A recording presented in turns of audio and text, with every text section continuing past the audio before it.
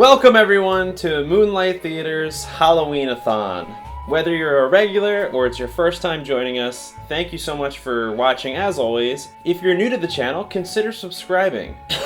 We are a late night horror show that premieres every Saturday at 9 p.m. Eastern Standard Time. Now, we cover horror movies and monster movies on this channel year round. But October is a very sacred time if you live in an area that experiences seasonal changes. You get that creepy, nostalgic fall feeling. When the leaves start to change color and the air starts to have a little bit of a chill, you know it's Halloween time. Now, everyone has their recommendations, their traditions, their suggestions of how to get into the proper Halloween spirit. And if you have any traditions or things that you do every year to kind of get you in the Halloween spirit, please leave a comment below because I love to try new things, and I always just like to hear what you guys do and whatever is personal to you that makes you feel that nostalgic, creepy feeling of fall. So naturally, you're probably thinking, okay, Moonlight Theater, they do horror films year-round. What do they got in store for Halloween? What could they possibly have? Well, you can rest assured that Moonlight Theater's horror picks have been carefully curated to ensure that you have the best Halloween experience possible. 100% guaranteed or your money back.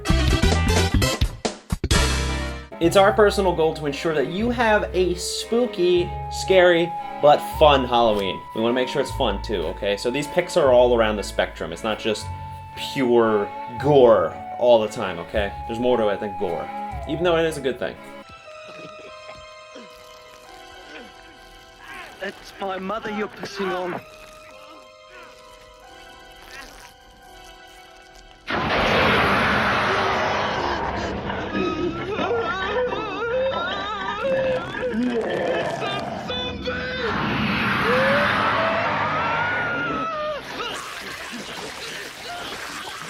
So, we're gonna start the Halloween-a-thon with a classic.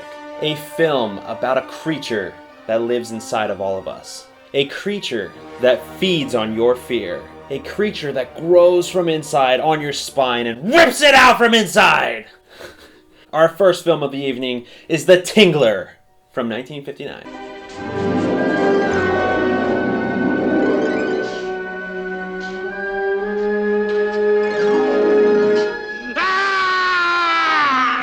Man, oh man, The Tingler. I love The Tingler. This is a really good horror film to kind of get things started, to start setting you in that mood and putting us on our path to pure Halloween enjoyment. It's a very fun, very creepy film, and you get a lot of those classic horror visuals because the film is in black and white, and to me, that really speaks Halloween and really sets the mood.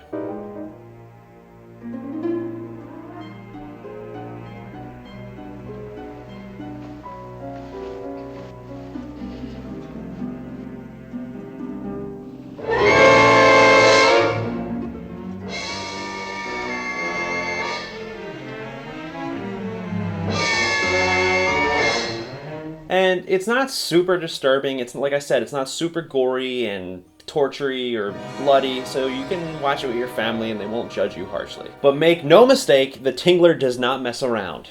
No, it doesn't.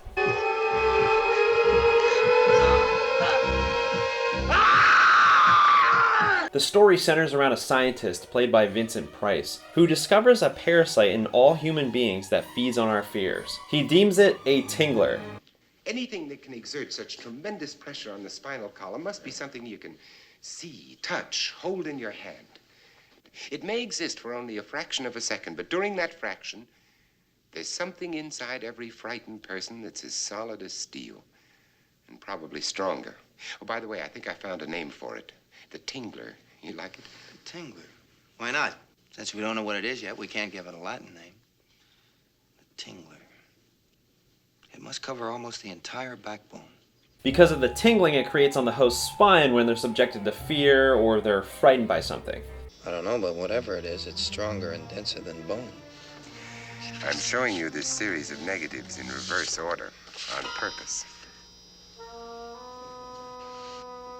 Wow, look at that. Wait.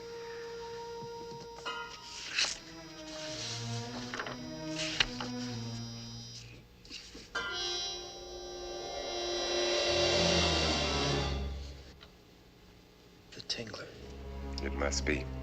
The film was directed by William Castle, and he was well known for adding a lot of fun gimmicks to his films to really draw in the audience and make them part of the experience and kind of spook them and scare them in different ways. Like in one of his other films, House on Haunted Hill, he would at random, in the middle of the theater, send a skeleton flying over the audience to freak them out in the middle of the movie. Kind of like going to a haunted house attraction. For The Tingler, the film opens up with a warning message from the director himself, personally warning you about The Tingler. I am William Castle, the director of the motion picture you're about to see. I feel obligated to warn you that some of the sensations, some of the physical reactions which the actors on the screen will feel will also be experienced for the first time in motion picture history by certain members of this audience. I say certain members because, well, some people are more sensitive to these mysterious electronic impulses than others. These unfortunate, sensitive people will at times feel a strange, tingling sensation. And one of the gimmicks this time was that Castle had buzzers installed in random seats in the theater to kind of simulate the feeling of a tingler attacking you, and they would go off at random and scare the audience during certain scenes of the movie. He also paid actors to faint and to scream during the film and just black out like they were being attacked by the tingler. He even paid paramedics to be on standby outside the theater to kind of simulate this event film that it would be so scary that you may die by fear. That's awesome. Imagine taking your date to the movies to go see The Tingler. There's paramedics on standby. The movie warns and guarantees you that you will be attacked by a tingler during the duration of the film.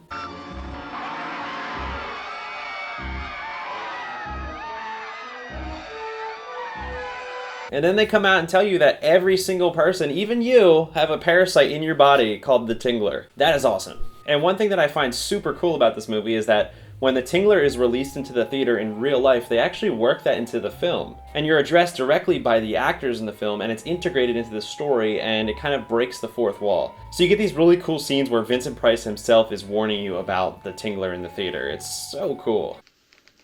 What's that? It's just a loose board. I've been meaning to fix it. What's below this? The theater. The theater. Ollie, the tingler is in the theater.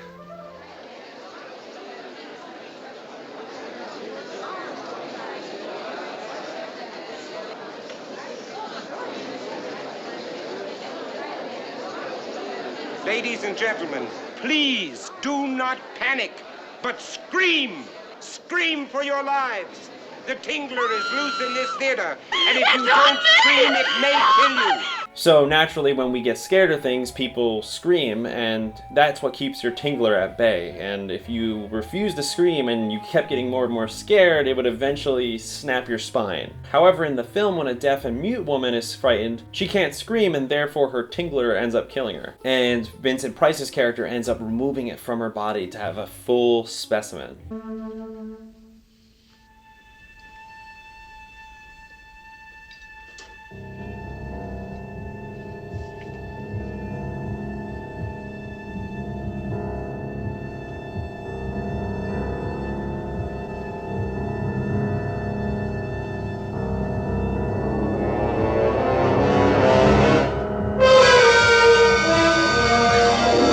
Vincent Price as Dr. Warren is great.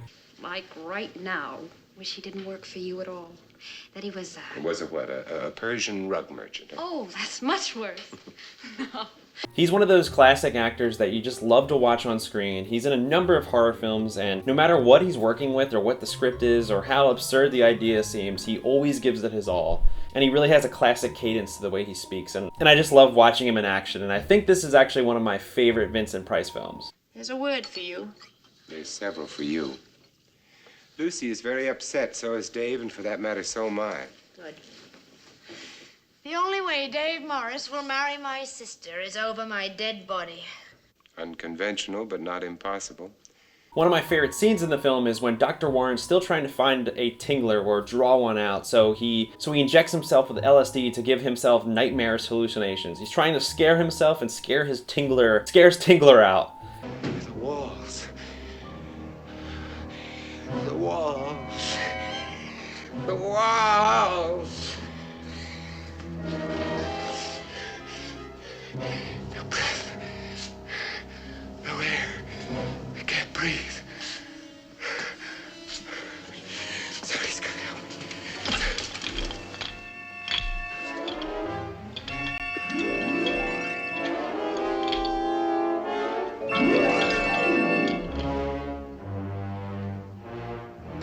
It's very stylish and exaggerated, but it adds a lot to that mad scientist type feel, and or an experiment gone wrong type film, which kind of harkens back to stories like Frankenstein and Dr. Jekyll and Mr. Hyde. Very cool. Now, the Tingler itself is a very horrifying creature. Big, slimy, and spiny bug type creature or parasite that lives within us.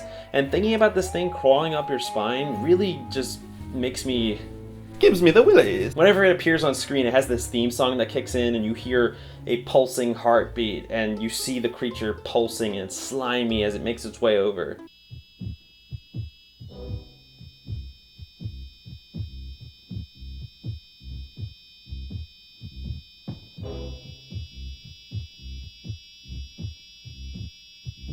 And what's also kind of funny is you actually see the string in a few shots, but this thing doesn't fuck around, even if it's on a string.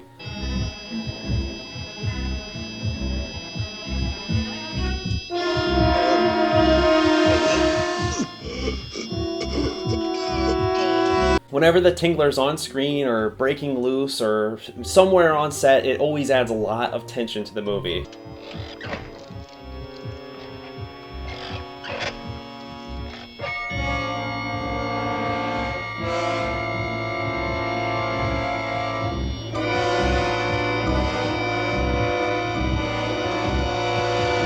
So, if you dare, check out The Tingler.